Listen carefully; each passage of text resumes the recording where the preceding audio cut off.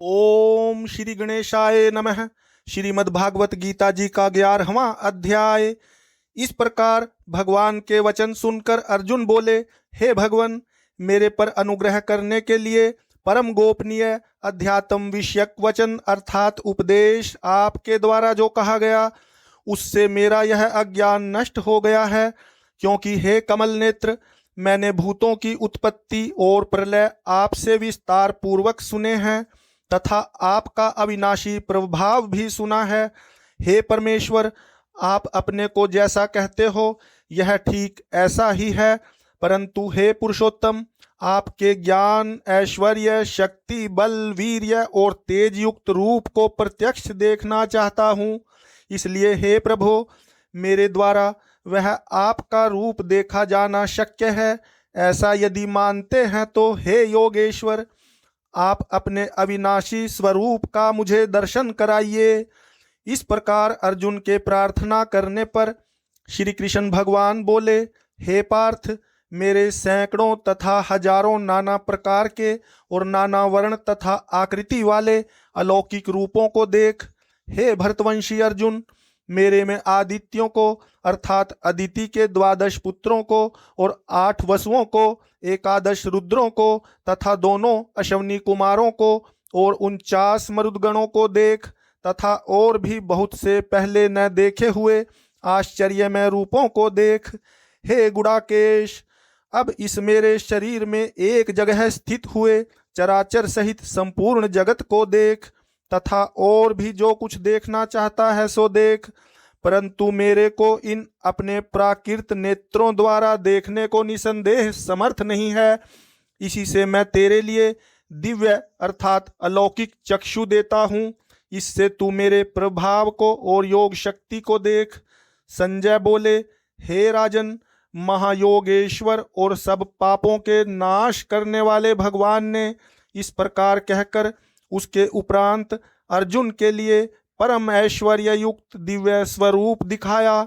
उस अनेक मुख और नेत्रों से युक्त हुए तथा अनेक अद्भुत दर्शनों वाले एवं बहुत से दिव्य भूषणों से युक्त और बहुत से दिव्य शस्त्रों को हाथों में उठाए हुए तथा दिव्य माला और वस्त्रों को धारण किए हुए और दिव्य गंध का अनुलेपन किए हुए एवं सब प्रकार के आश्चर्यों से युक्त सीमा रहित विराट स्वरूप परम देव परमेश्वर को अर्जुन ने देखा।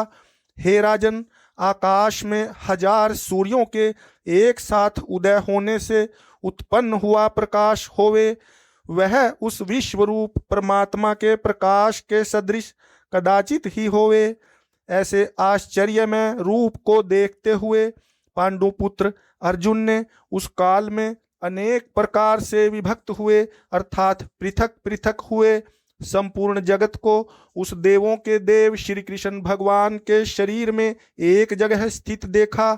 उसके अनंतर वह आश्चर्य से युक्त हुआ हर्षित रोमों वाला अर्जुन विश्वरूप परमात्मा को श्रद्धा भक्ति सहित सिर से प्रणाम करके हाथ जोड़े हुए बोला, हे देव, आपके शरीर में संपूर्ण देवों को तथा अनेक भूतों के समुदायों को और कमल के आसन पर बैठे हुए ब्रह्मा को तथा महादेव को और संपूर्ण ऋषियों को तथा दिव्य सर्पों को देखता हूँ। हे संपूर्ण विश्व के स्वामिन, आपको अनेक हाथ, पेट, मुख और नेत्रों से युक्त तथा सब ओर से अनंत रूपों वाला देखता हूँ। हे विश्वरूप, आपके न अंत को देखता हूँ तथा न मध्य को और न आदि को ही देखता हूँ। हे विष्णु, आपको मुकुटयुक्त, गदायुक्त, चक्रयुक्त तथा सब ओर से प्रकाशमान तेज का पुंज, प्रज्वलित अग्नि और सूर्य के सदृश ज्योति युक्त, देखने में अति गहन और अप्रमेय स्वरूप सब ओर से देखता हूँ। इसलिए हे भगवान, आप ही जानने योग्य परम अक्षर हैं अर्थात परब्रह्म परमात्मा हैं और आप ही इस जगत के परम आश्रय हैं तथा आप ही अनादि धर्म के रक्षक हैं और आप ही अविनाशी सनातन पुरुष हैं, ऐसा मेरा मत है। हे परमेश्वर, मैं आपको आदि अंत और मध्य से रहित तथा अनंत सामर्थ्य से युक्त और अनंत हाथों वाला तथा चंद्र सूर्य रूप नेत्रों वाला और प्रज्वलित अग्निरूप मुख वाला तथा अपने तेज से इस जगत को तपायमान करता हुआ देखता हूँ। हे महात्मन, यह स्वर्ग और पृथ्वी के बीच का संपूर्ण आकाश तथा सब दिशाएं एक आप से ही परिपूर्ण हैं तथा आपके इस अलौकिक और भयंकर रूप को देखकर तीनों लोक अति व्यथा को प्राप्त हो रहे हैं। हे गोविंद, वे सब देवताओं के समूह आप में ही प्रवेश करते हैं और कई एक भयभीत होकर हाथ जोड़े हुए आपके नाम और गुणों का उच्चारण करते हैं तथा महर्षि और सिद्धों के समुदाय कल्याण होवे ऐसा कहकर उत्तम उत्तम स्तोत्रों द्वारा आपकी स्तुति करते हैं। हे परमेश्वर, जो एकादश रुद्र और द्वादश आदित्य तथा 8 वसु और साध्यगण, विश्वदेव तथा अश्विनी कुमार और मरुदगण और पितरों का समुदाय तथा गंधर्व, यक्ष, राक्षस और सिद्धगणों के समुदाय हैं, वे सभी विस्मित हुए आपको देखते हैं। हे महाबाहो, आपके बहुत मुख और नेत्रों वाले तथा बहुत हाथ जंघा और पैरों वाले और बहुत उदरों वाले तथा बहुत सी विकराल दाढ़ों वाले महान रूप को देखकर सब लोग व्याकुल हो रहे हैं तथा मैं भी व्याकुल हो रहा हूँ, क्योंकि हे विष्णु, आकाश के साथ स्पर्श किए हुए दैदीप्यमान अनेक रूपों से युक्त तथा फैलाए हुए मुख और प्रकाशमान विशाल नेत्रों से युक्त आपको देखकर भयभीत अंतःकरण वाला मैं धीरज और शांति को नहीं प्राप्त होता हूँ। हे भगवन, आपके विकराल दाढ़ों वाले और प्रलय काल की अग्नि के समान प्रज्वलित मुखों को देखकर दिशाओं को नहीं जानता हूँ और सुख को भी नहीं प्राप्त होता हूँ। इसलिए हे देवेश, हे जगन निवास, आप प्रसन्न होवें। मैं देखता हूँ कि वे सभी धृतराष्ट्र के पुत्र राजाओं के समुदाय सहित आप में प्रवेश करते हैं और भीष्म पितामह, द्रोणाचार्य तथा वह कर्ण और हमारे पक्ष के भी प्रधान योद्धाओं के सहित सब के सब वेग युक्त हुए आपके विकराल दाढ़ों वाले भयानक मुखों में प्रवेश करते हैं और कई एक चूर्ण हुए सिरों सहित आपके दांतों के बीच में लगे हुए दिखते हैं। हे विश्वमूर्ते, जैसे नदियों के बहुत से जल के प्रवाह समुद्र के ही सम्मुख दौड़ते हैं अर्थात समुद्र में प्रवेश करते हैं, वैसे ही वे शूरवीर मनुष्यों के समुदाय भी आपके प्रज्वलित हुए मुखों में प्रवेश करते हैं। अथवा जैसे पतंग मोह के वश होकर नष्ट होने के लिए प्रज्वलित अग्नि में अतिवेग से युक्त हुए प्रवेश करते हैं, वैसे ही यह सब लोग भी अपने नाश के लिए आपके मुखों में अतिवेग से युक्त हुए प्रवेश करते हैं और आप उन संपूर्ण लोकों को प्रज्वलित मुखों द्वारा ग्रसन करते हुए सब ओर से चाट रहे हैं। हे विष्णु, आपका उग्र प्रकाश संपूर्ण जगत को तेज के द्वारा परिपूर्ण करके तपायमान करता है। हे भगवान, कृपा करके मेरे प्रति कहिए कि आप उग्र रूप वाले कौन हैं। हे देवों में श्रेष्ठ, आपको नमस्कार होवे, आप प्रसन्न होइए। आदि स्वरूप आपको मैं तत्व से जानना चाहता हूँ, क्योंकि आपकी प्रवृत्ति को मैं नहीं जानता। इस प्रकार अर्जुन के पूछने पर श्री कृष्ण भगवान बोले, हे अर्जुन, मैं लोकों का नाश करने वाला बड़ा हुआ महाकाल हूँ। इस समय इन लोकों को नष्ट करने के लिए प्रवृत्त हुआ हूँ। इसलिए जो प्रतिपक्षियों की सेना में स्थित हुए योद्धा लोग हैं, वे सब तेरे बिना भी नहीं रहेंगे, अर्थात तेरे युद्ध न करने से भी इन सब का नाश हो जाएगा। इससे तू खड़ा हो और यश को प्राप्त कर तथा शत्रुओं को जीत कर धन धान्य से संपन्न राज्य को भोग। और यह सब शूरवीर पहले से ही मेरे द्वारा मारे हुए हैं। हे सव्यसाचीन, तू तो केवल निमित्त मात्र ही हो जा तथा इन द्रोणाचार्य और भीष्म पितामह तथा जयद्रथ और कर्ण तथा और भी बहुत से मेरे द्वारा मारे हुए शूरवीर योद्धाओं को तू मार और भय मत कर। निसंदेह तू युद्ध में वैरियों को जीतेगा, इसलिए युद्ध कर। इसके उपरांत संजय बोले कि हे राजन, केशव भगवान के इस वचन को सुनकर मुकुटधारी अर्जुन हाथ जोड़े हुए कांपता हुआ नमस्कार करके फिर भी भयभीत हुआ प्रणाम करके भगवान श्री कृष्ण के प्रति गदगद वाणी से बोला कि हे अंतर्यामिन, यह योग्य ही है कि जो आपके नाम और प्रभाव के कीर्तन से जगत अति हर्षित होता है और अनुराग को भी प्राप्त होता है, तथा भयभीत हुए राक्षस लोग दिशाओं में भागते हैं और सब सिद्धगणों के समुदाय नमस्कार करते हैं। हे महात्मन, ब्रह्मा के भी आदि कर्ता और सबसे बड़े आपके लिए वे कैसे नमस्कार नहीं करें, क्योंकि हे अनंत, हे देवेश, हे जगन निवास, जो सत असत और उनसे परे अक्षर अर्थात सच्चिदानंद धन ब्रह्म है, वह आप ही हैं। हे प्रभो, आप आदिदेव और सनातन पुरुष हैं। आप इस जगत के परमाश्रय और जानने वाले तथा जानने योग्य और परम धाम हैं। हे अनंत रूप, आपसे यह सब जगत व्याप्त अर्थात परिपूर्ण है। हे हरे, आप वायु, यमराज, अग्नि, वरुण, चंद्रमा तथा प्रजा के स्वामी ब्रह्मा और ब्रह्मा के भी पिता हैं। आपके लिए हजारों बार नमस्कार नमस्कार होवे, आपके लिए फिर भी बारंबार नमस्कार नमस्कार होवे। हे अनंत सामर्थ्य वाले, आपके लिए आगे से और पीछे से भी नमस्कार होवे। हे सर्वात्मन, आपके लिए सब ओर से ही नमस्कार होवे, क्योंकि अनंत पराक्रमशाली आप सब संसार को व्याप्त किए हुए हैं, इससे आप ही सर्वरूप हैं।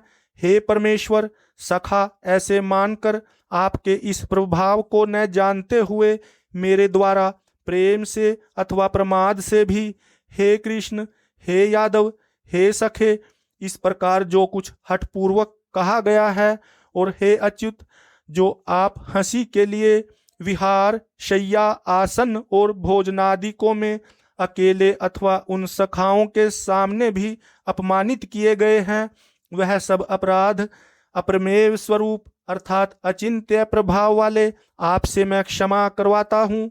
हे विश्वरूश्वर, आप इस चराचर जगत के पिता और गुरु से भी बड़े गुरु एवं अति पूजनीय हैं। हे अतिशय प्रभाव वाले, तीनों लोकों में आपके समान भी दूसरा कोई नहीं है, फिर अधिक कैसे होवे। इससे हे प्रभु, मैं शरीर को अच्छी प्रकार चरणों में रख के और प्रणाम करके स्तुति करने योग्य आप ईश्वर को प्रसन्न होने के लिए प्रार्थना करता हूँ। हे देव, पिता जैसे पुत्र के और सखा जैसे सखा के और पति जैसे प्रिय स्त्री के, वैसे ही आप भी मेरे अपराध को सहन करने के लिए योग्य हैं। हे विश्वमूर्ते, मैं पहले न देखे हुए आश्चर्य में आपके इस रूप को देखकर हर्षित हो रहा हूँ और मेरा मन भय से अति व्याकुल भी हो रहा है। इसलिए हे देव, आप उस अपने चतुर्भुज रूप को ही मेरे लिए दिखाइए। हे देवेश, हे जगन निवास, प्रसन्न होइए। हे विष्णु, मैं वैसे ही आपको मुकुट धारण किए हुए तथा गदा और चक्र हाथ में लिए हुए देखना चाहता हूँ। इसलिए हे विश्वरूप, हे सहस्त्रबाहो, आप उस ही चतुर्भुज रूप से युक्त होइए। इस प्रकार अर्जुन की प्रार्थना को सुनकर श्री कृष्ण भगवान बोले, हे अर्जुन, अनुग्रह पूर्वक मैंने अपनी योग शक्ति के प्रभाव से यह मेरा परम तेजोमय, सबका आदि और सीमा रहित विराट रूप तेरे को दिखाया है, जो कि तेरे सिवा दूसरे से पहले नहीं देखा गया। हे अर्जुन, मनुष्य लोक में इस प्रकार विश्व रूप वाला मैं न वेद और यज्ञों के अध्ययन से तथा न दान से और न क्रियाओं से और न उग्र तपों से ही तेरे सिवा दूसरे से देखा जाने को शक्य हूँ। इस प्रकार के मेरे इस विकराल रूप को देखकर तेरे को व्याकुलता न होवे और मूढ़ भाव भी न होवे, और भय रहित प्रीति युक्त मन वाला तू उस ही मेरे इस शंख चक्र गदा पद्म सहित चतुर्भुज रूप को फिर देख। उसके उपरांत संजय बोले, हे राजन, वासुदेव भगवान ने अर्जुन के प्रति इस प्रकार कहकर फिर वैसे ही अपने चतुर्भुज रूप को दिखाया, और फिर महात्मा कृष्ण ने सौम्य मूर्ति होकर इस भयभीत हुए अर्जुन को धीरज दिया। उसके उपरांत अर्जुन बोले, हे जनार्दन, आपके इस अति शांत मनुष्य रूप को देखकर अब मैं शांत चित्त हुआ अपने स्वभाव को प्राप्त हो गया हूँ। इस प्रकार अर्जुन के वचन सुनकर श्री कृष्ण भगवान बोले, हे अर्जुन, मेरा यह चतुर्भुज रूप देखने को अति दुर्लभ है कि जिसको तुमने देखा है, क्योंकि देवता भी सदा इस रूप के दर्शन करने की इच्छा वाले हैं। हे अर्जुन, न वेदों से, न तप से, न दान से और न यज्ञ से इस प्रकार चतुर्भुज रूप वाला मैं देखा जाने को शक्य हूँ कि जैसे मेरे को तुमने देखा है। परंतु हे श्रेष्ठ तप वाले अर्जुन, अनन्य भक्ति करके तो इस प्रकार चतुर्भुज रूप वाला मैं प्रत्यक्ष देखने के लिए और तत्व से जानने के लिए तथा प्रवेश करने के लिए अर्थात एक ही भाव से प्राप्त होने के लिए भी शक्य हूँ।